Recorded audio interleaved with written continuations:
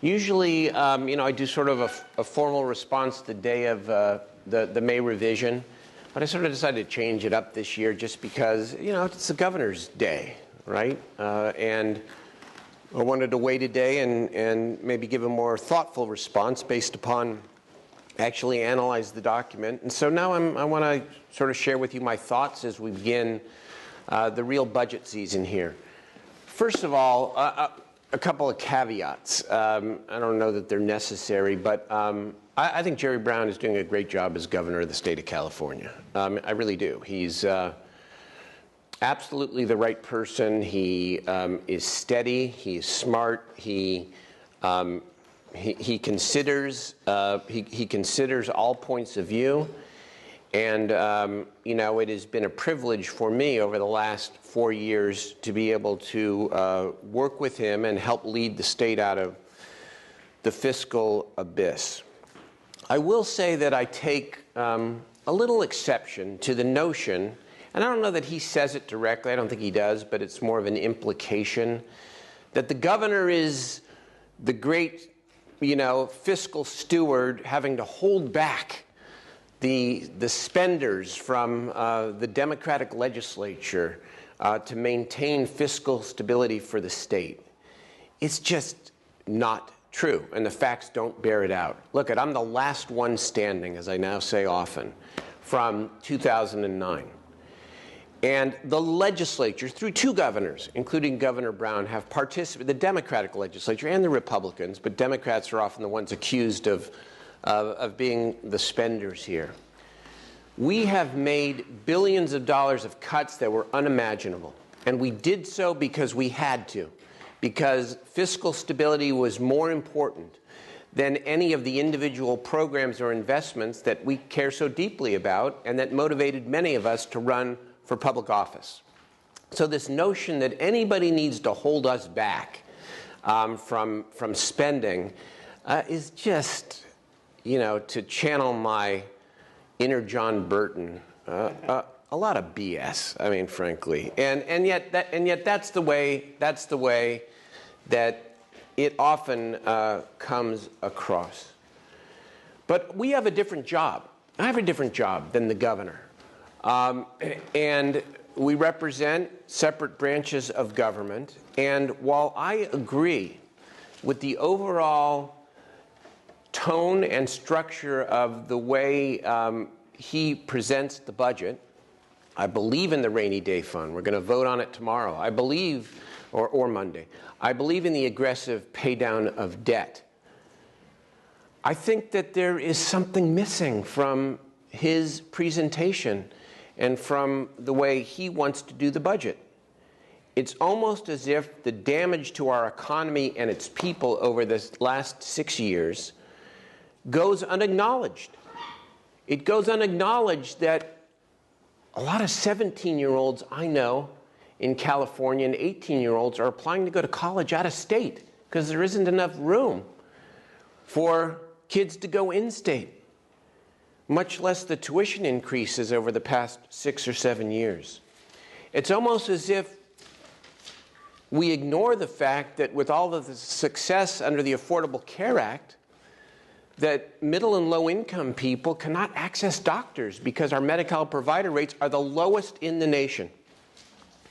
It almost goes unacknowledged that people who I think do God's work, the in-home supportive services workers who clean bedpans and do all the other things that many of us would find uncomfortable to do, that they don't get paid overtime for working 50 or 60 hours a week. It's almost as if the real problems for real people in our court system goes unacknowledged. What it takes to drive across a major county like Los Angeles to get a domestic violence restraining order, much less to have your civil case heard in court. It almost goes unacknowledged that California has cut over 100,000 child care slots over the past number of years, and that a national study yesterday said that we lost 15,000 preschool slots over the last year, that we ranked 27th out of 41 states that provide early childhood education, that less than half of low-income kids in California have access to high-quality preschool. Are we content that we rank near last in the number of counselors in our school? Are we content that our Medi-Cal rates are the lowest in the nation?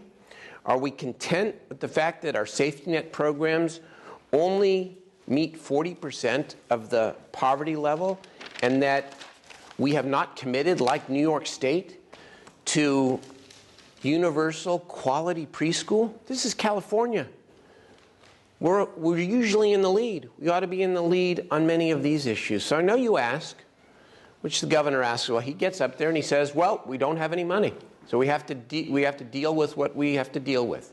And he accurately cites the fact that Medi-Cal enrollment is way up, and that eats up most of the reserve.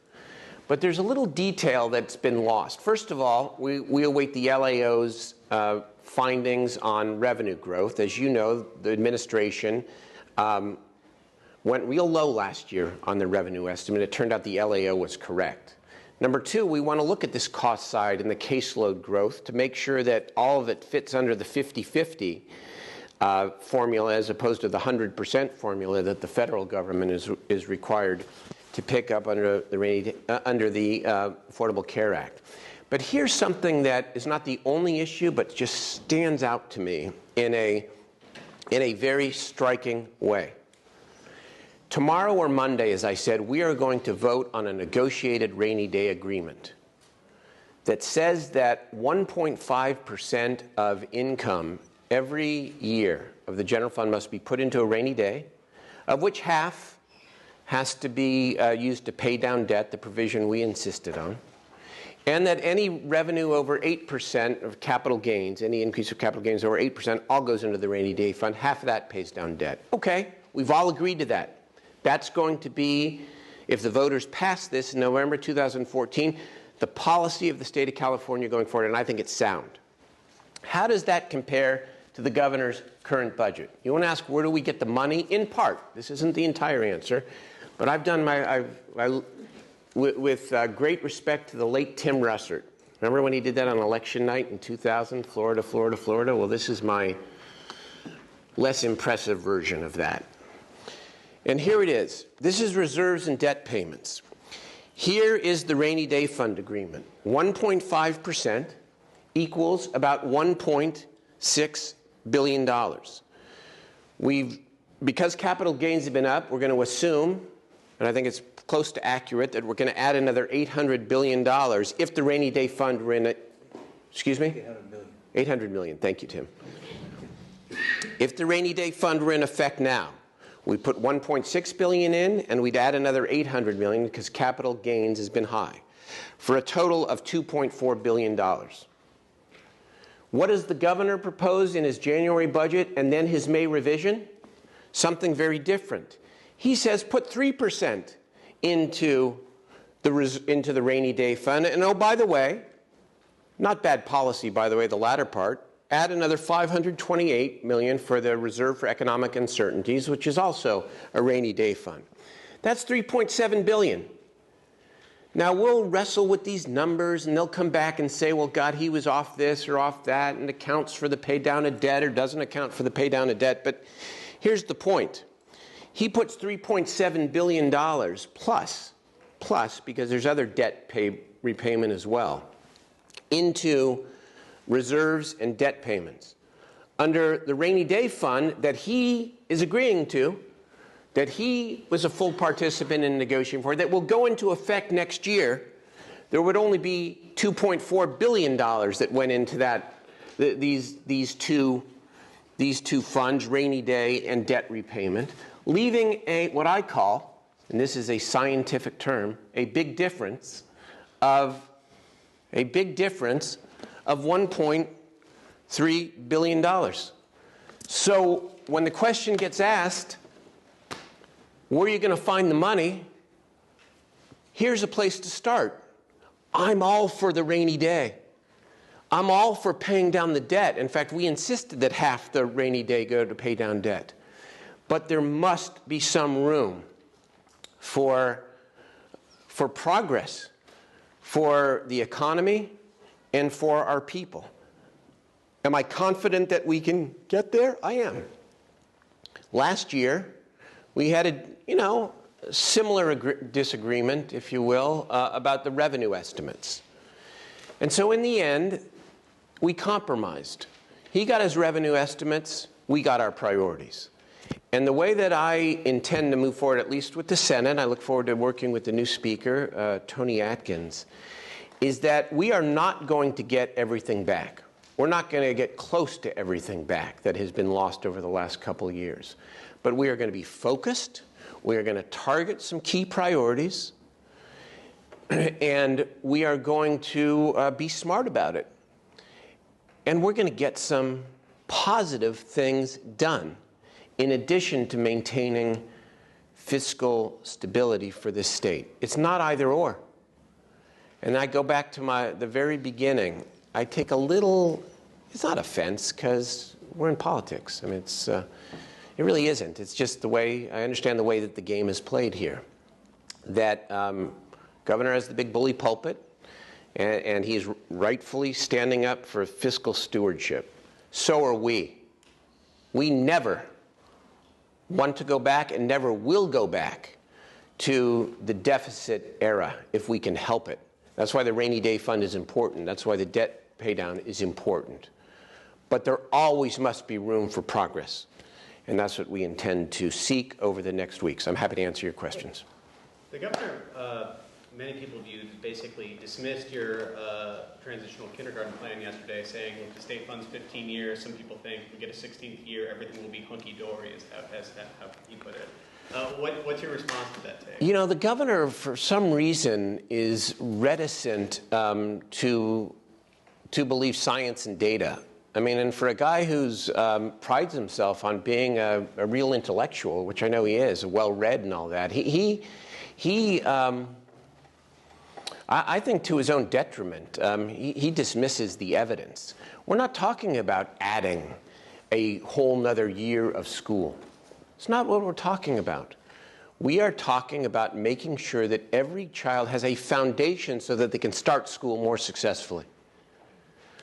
What else do we need to know? His own education secretary, if you want to go back and look at the transcripts of the Rules Committee hearing, says Sue Burr, the evidence is undisputed that access to quality preschool helps kids get a better start. And I'm sorry, if he wants to argue the evidence and the data, then he's going to have to argue with not just me, but a lot of people he also respects and supports out there who believe that this is essential. And so let's have the conversation about the resources and the money, not about, a philosophy that is not, if it is his philosophy, I don't know, that is just plain not supported by the facts. And look, we're going to make an advance here.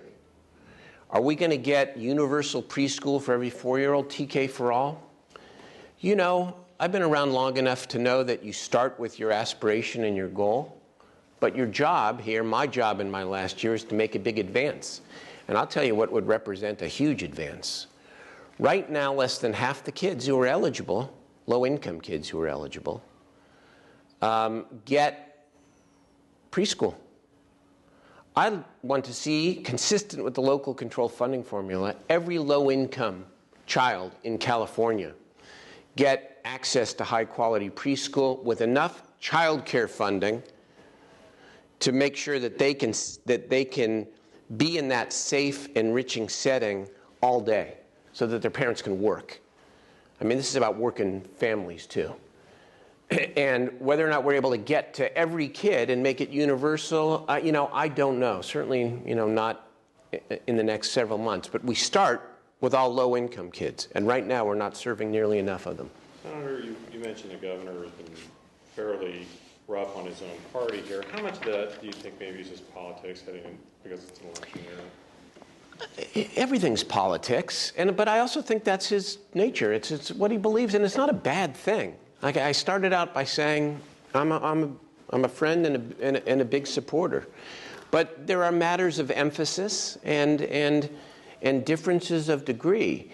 He really focuses on, his he says, don't aim too high here, you know, because boy, oh boy, we might get ourselves into a jam. Well, I'm fond of Michelangelo, as I'm sure many of you are, who once said the greatest risk to man is not that he aims too high and misses, but that he aims too low and hits. Greatest risk to man is not that he aims too high and misses, but that he aims too low and hits. You could say it many different ways. I talked at the beginning of the 2-year session about the dangers of overreaching. We get it. We've internalized it. We've lived up to it. We certainly did last year. We didn't use our 2/3 supermajority when we had it to put forward a bunch of tax measures. But there's also the great danger in underreaching and not taking advantage of better times, his own political capital. I mean, in fact, he's going to be reelected and should be reelected to make some advances here. Let's go. Let's get a few things done. Yeah.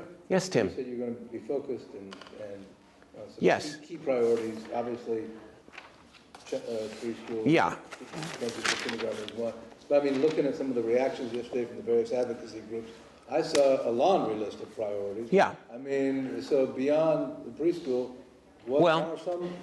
You're not going to get all of them, but what are 3 or 4 other top priorities? Let me say it this way. There's 2 ways to approach restoration. And let's just say through the appropriate and incredible creativity of our good team here and our folks here in the legislative branch, working together with the Department of Finance, we come up with some money, which we will.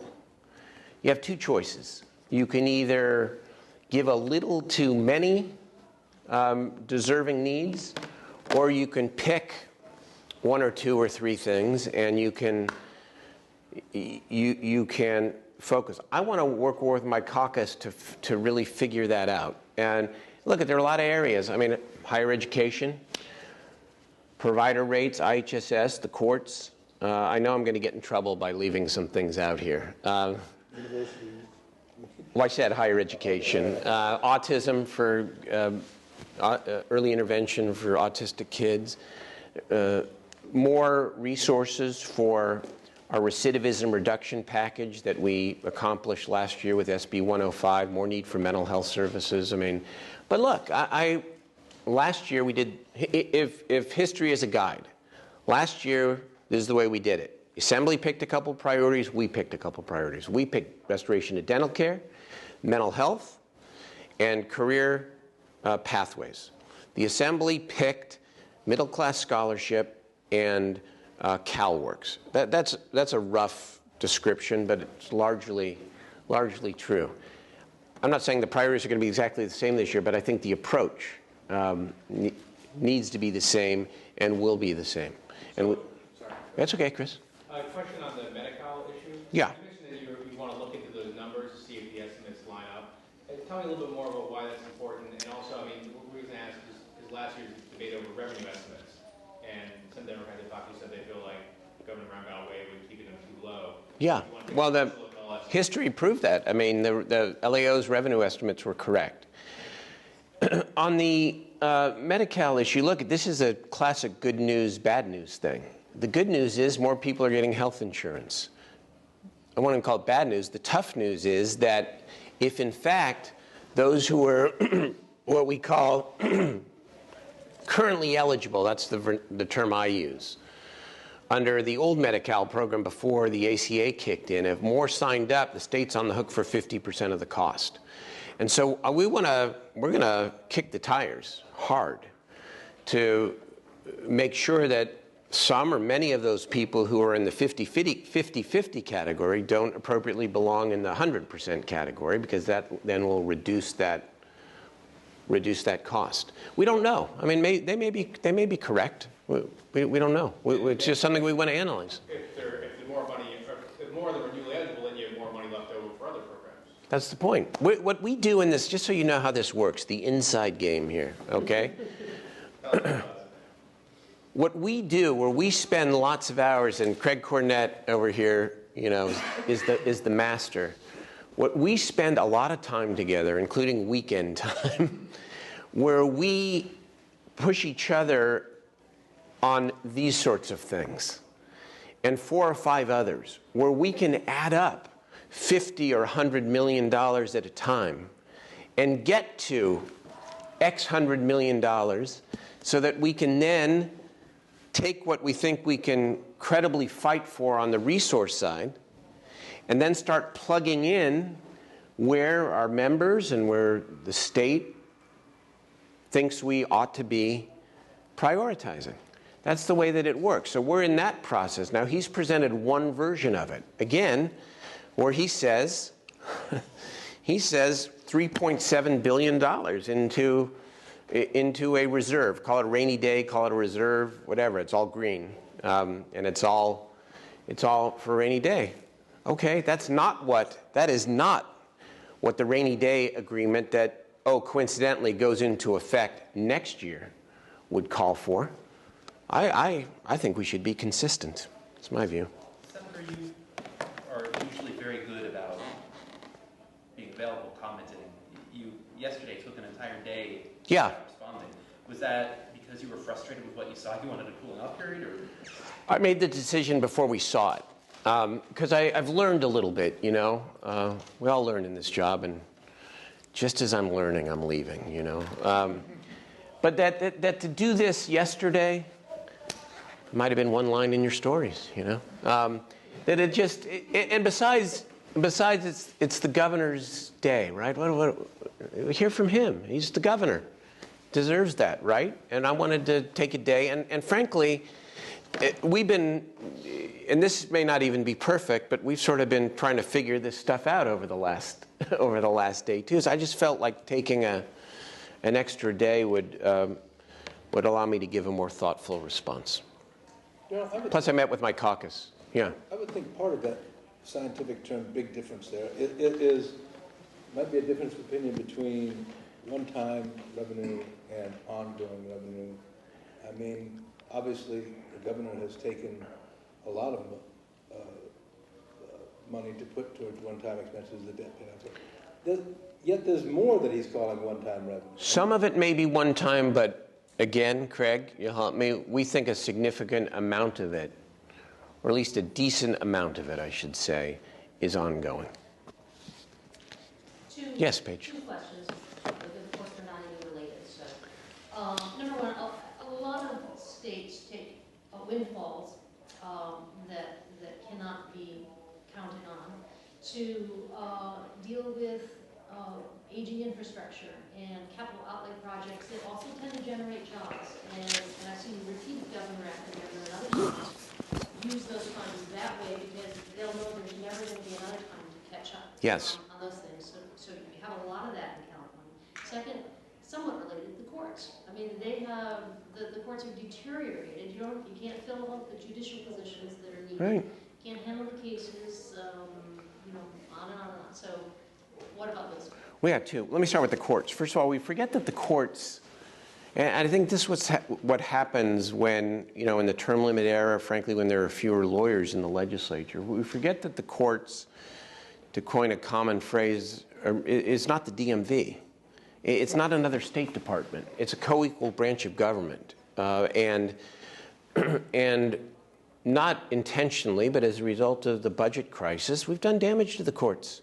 Now, they've made some mistakes, too. They could have made some of their cuts earlier in the recession era instead of relying on one-time funds to sort of prop up their levels of service. But regardless, to the people who need access to justice,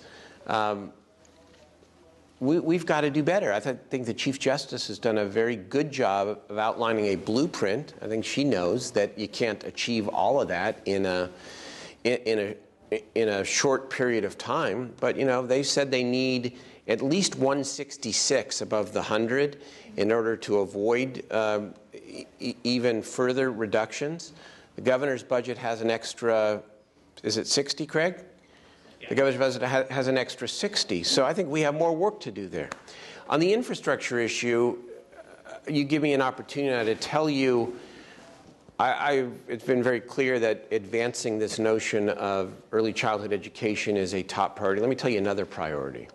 That is to use the cap and trade dollars that exist, that exist and are going to grow in a major way, in a more effective way than currently is being contemplated. And here's what I've said, and I'll just repeat it briefly, but this is going to be another priority in the budget.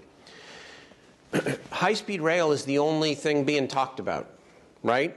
And the governor wants 33% wants 33% on an ongoing basis for high-speed rail. Well, when fuels come under the cap, beginning in 2015, that cap and trade fund is going to grow to between $3 and $5 billion. I've put out a proposal, which we're now working on, quietly inside the Senate. I look forward to working with Speaker Atkins as well, that says we need a long-term investment plan for cap and trade that is focused on clean public infrastructure, permanent source of funding for transit, permanent source of funding for sustainable communities, including affordable housing, and ongoing funding for green technology, green vehicles, and to subsidize new green businesses. And, with regard to the high-speed rail, I think I have a little credibility here on the pro side. If you remember a couple of years ago, this thing was at great risk in the Senate. I had 25 Democrats.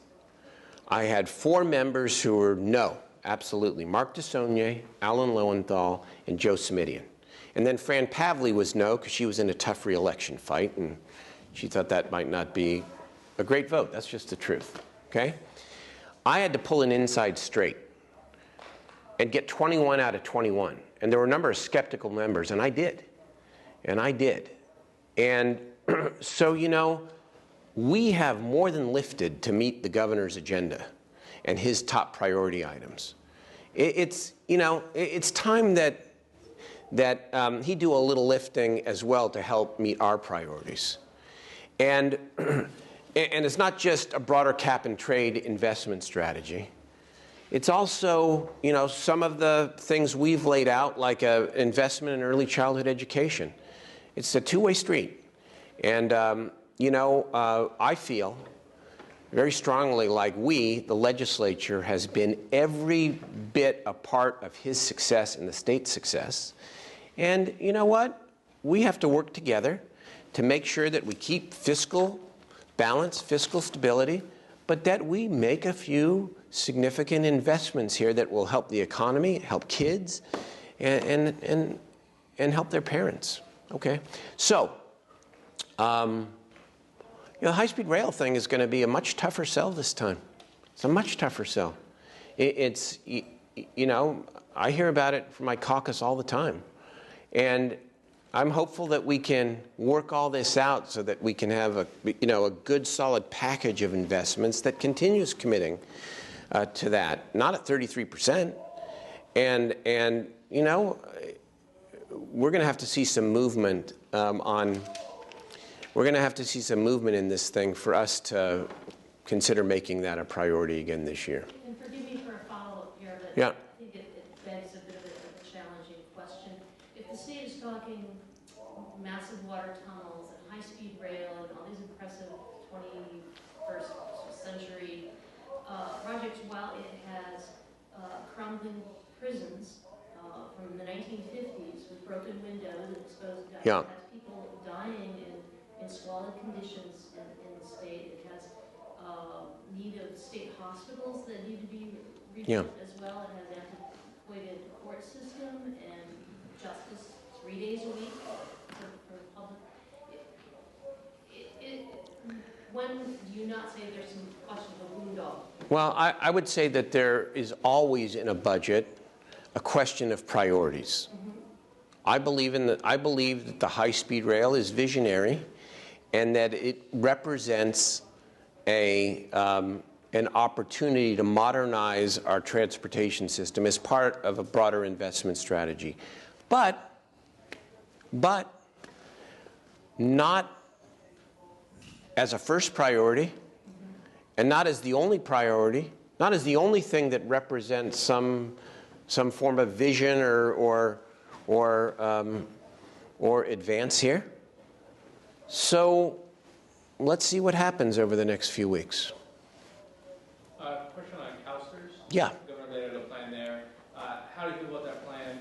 Most notably, that runs the cost of all the schools. Yeah. Their share of the cost will increase dramatically, and they're not happy. Yeah, well, I understand. I mean, look, we have to be very careful about how we do this and ask the question, can we maintain the stability of the fund with a slightly longer payment schedule? Can we look at the relative distribution of the dollars? I think we have a lot of work to do there. I will say this, though, again, one of the things that I think, is one of those subtle, wonky points, but 10 years from now will be a big deal, is the fact that we mandated that half of the rainy day fund go into debt repayment. Because that means that dollar for dollar, that can offset whatever the CalSTRS payment is, at least on the non-98 side, thus freeing up resources to do some other things. But do you think the bill to schools should be as high as the governor suggested it should be? I don't know yet. It's a big hit. There's no question. It's a big hit. I don't like it. But it's a three-pronged stool, a three-legged stool. Never heard that before. It's the teachers, it's the state, and it's the districts. So we have to figure it out. But look, part of it is looking at how we spread the payments out potentially over a longer period of time and make sure that we minimize the shock in the earliest years. One or two more, and then I gotta head off. I mentioned that, Ben, earlier. Yeah, I would. I mean, that's on the list. Can we afford it? I don't know. I don't know at this point. The first thing is to make it clear that, there needs to be some advances in this budget, and that it's not about, it's not this narrative, which I know is hard to overcome, of, the executive, the governor holding back the Democrats that want to spend on everything. No. We will take a focused approach. We will use existing resources, and we will maintain the fiscal stability of this state while we get a few important and good things done. Yes, Katie? Back to CalSTRS. Yeah. The governor seemed to be saying that since there is a flush period at the moment, we should be starting to take that more aggressive approach now. Yes. Waiting. Even if you're not sure on the level of that aggressive approach, do you agree that should be part I think we need to get started sooner than later. Whether we have to put in money this year or not, or commit to putting in money beginning next year, I think is an open question. But certainly we have to get started. So not sure yet on this year or not? I'm not sure yet. Well, this year is what, $73 million? It's not going to solve the problem. But, so whether it's this year or next. Sorry, just to submit the question, by this year, do you mean 14, 15? 14, 15. Okay, so whether we start 14, 15, or 15, 16 is open question. It's an open question, and it's not going to change the arc of the planet. One more on the Yes, good. CalSTRS. You talked about the stool analogy. Yes. Right there. I think some people would argue a stool where one leg is twice as long as the other leg isn't really a good stool. Any thoughts on the fact that the percentages should be more in line? I don't know yet. I mean, look, this is your proverbial catch-22 here, because it is a big hit on the schools. On the other hand, schools have constitutional protection. Most of the rest of the budget does not. So you look at my deal here. Look at the non-98 side, okay? Between a CalSTRS, the state payment, which is non-98, and putting money in a rainy day, on the non-98 side, you're going to have years where a couple $1 billion are off the top before you can ever consider a restoration to the 3-day-a-week courthouse page or to the provider rates or anything else. So it's all tough. We have to, and we have work to do to figure out what is the fairest balance. Okay? One more. What's your mood meter right now? What's my mood meter? If you wear a mood, You know what? I'm feeling good. I've done this. This is my sixth budget as leader. It is my, I was involved heavily as a Propst chair and budget chair. So I've done this before. I know the rhythm of it. I know not to overreact. And I'm hopeful. I certainly have not lost the big picture either, which is when I started, all we were talking about were cuts. And we're not talking about cuts anymore. And that's a good thing. It's a much better place to be. So the mood meter today is cheerful. Sorry, can I ask one very quick one? Would you have preferred that the gavel not switch to Ms. Atkins until after all this was worked out, or was there a reason that had to be worked out? I don't. Does it matter to you at all? As you know, I have enough challenges in my own house without worrying about how the other house makes its decisions. I have a very good relationship with Tony, and I appreciate the fact that she's very much into housing and alleviating homelessness and a lot of the issues I care about. We're going to have a very short time to work together, but, you know, the next 4 or 5 weeks, we aim to get some good things done.